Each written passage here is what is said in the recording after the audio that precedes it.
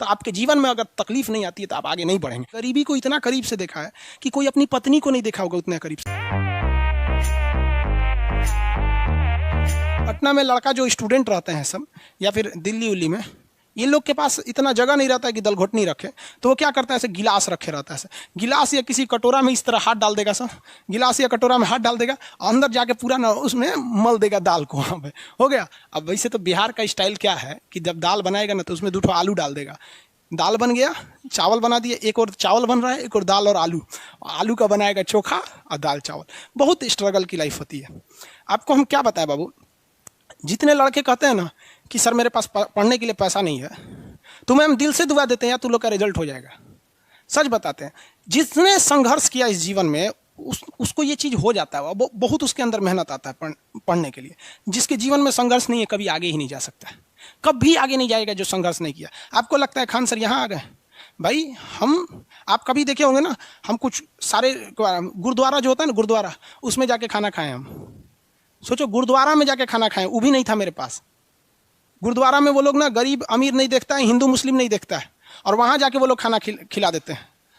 अनाथ आश्रम में जाके खाएं, इसलिए आज भी अपना चलाते हैं। तो ऐसा नहीं है कि किसी को कामयाबी बना के मिलती है, लेकिन जो इंसान मेहनत करेगा ना, उसे कभी कोई आगे बढ़ने से नहीं रोक सकता है। पढ़ाई से मुंह मत मोड़िएगा, समस्याएं आती रहेंगी जाती रहेंगी, आप पे लोग हंसेंगे। याद रखिएगा मेरी बात, जिस पर ये जग हंसा है उसने इतिहास रचा है।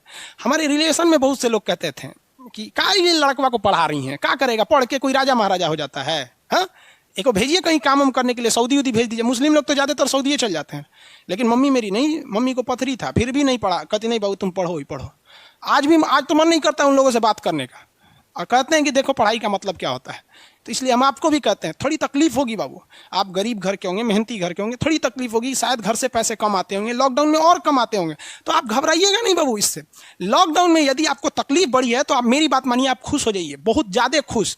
रीजन समझिए, रेस में जब घोड़ा दौड़ता है ना, तो घोड़े के पीठ पर बैठा हुआ उस घोड़े का मालिक उसे चाबुक से घोड़े को बहुत मारता है, बहुत मारता है, घोड़ा को दर्द होता है। वो सोचता है कि मेरा मालिक हमको तकलीफ क्यों दे रहा है। उस घोड़े को पता ही नहीं है यार तुम्हारा मालिक तुम्हें जिताना चाहता है। उस चाबुक के डर से वो घोड़ा दौड़ता है और लास्ट में वही घोड़ा जीत जाता है। तो याद रखिएगा, आपका मालिक ऊपर वाला है। अगर वो आपको बहुत तकलीफ दे रहा है ना, तो आप उस तकलीफ से घबराइए मत, बल्कि खुश हो जाइए कि आपका मालिक आपको जिताना चाह रहा है।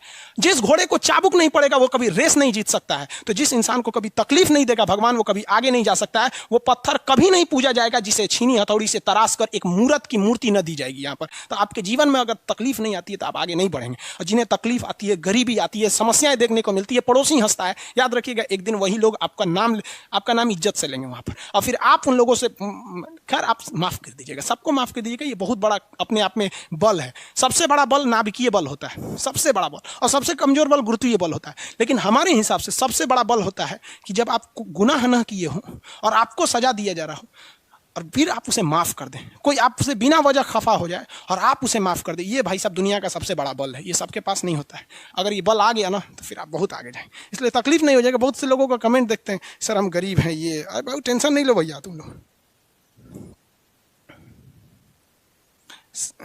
रौनक पटेल जी, मेरा कुछ ऐसा ही हालत है सर। भाई सबकी हालत ऐसी होती है यार। जिंदगी में हम इतने तकलीफ देखे ना, ये अब तकलीफ नहीं होता है तो तकलीफ होती है। आपको हम अपनी रियलिटी बताते हैं कि हमने गरीबी को इतना करीब से देखा है कि कोई अपनी पत्नी को नहीं देखा होगा उतने करीब से। अब तो हमको गरीबी में रहने का आदत हो गया यार। आप मार्च से लेकर और अभी अक्टूबर तक यूट्यूब पर जाओ, मेरे वीडियो देखो, आपको 6 से 7 कपड़े में ही मिलेंगे। सोचो यार, आज भी हमको आदत है कि भाई हम उतने में ही जिंदगी बिता लेंगे, हम उसी में खुश हैं। अब हमको अगर कोई आराम दे देता है तो हमको आदत हो गया है कि जब हम उठते थे तो खाने को नहीं था, तो 2 बजे ही खाना मिलता था लंगर में जाने के बाद। आज भी कुछ नहीं खाते हैं, सुबह से थोड़ा सा पानी, एक चाय पी लेंगे, 2 बजे जब बैच खत्म होगा तब खाएंगे। आदत हो गया, अब बॉडी उसी को एडजस्ट कर लिया है और कोई तकलीफ नहीं है उसके वजह से। लेकिन हाँ, हम जो तकलीफ देखें, हम नहीं चाहते कि फिर कोई दूसरा देखे, लेकिन अकेला चना भार थोड़ी फोड़ सकता है। आप भी कामयाब हुई, आप भी समाज की सेवा कीजिए। तकलीफ सबको होती है भाई। सोचिए, हम आज तक, बाकी लोग को देखिएगा ना, मार जैकेट में पढ़ाएगा, टाई लगा के पढ़ाएगा, भाई पढ़ाइए, हम आपको मना नहीं कर रहे हैं। आपने अमीर जिंदगी जिया है और हमने गरीब जिंदगी जिया है। तकिया लगाने को नहीं था ना, तो हाथे मोड़ के आदमी तकिया लगा लेता था।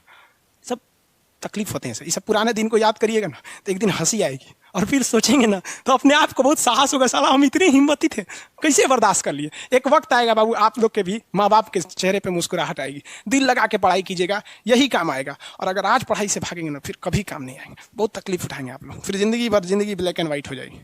खैर ये सब फिजिक्स में, ये सब का बात की कोई अहमियत नहीं होती है। फिलॉसफी में कभी कभी चले जाते हैं, इमोशनल कर देता है सब हमको।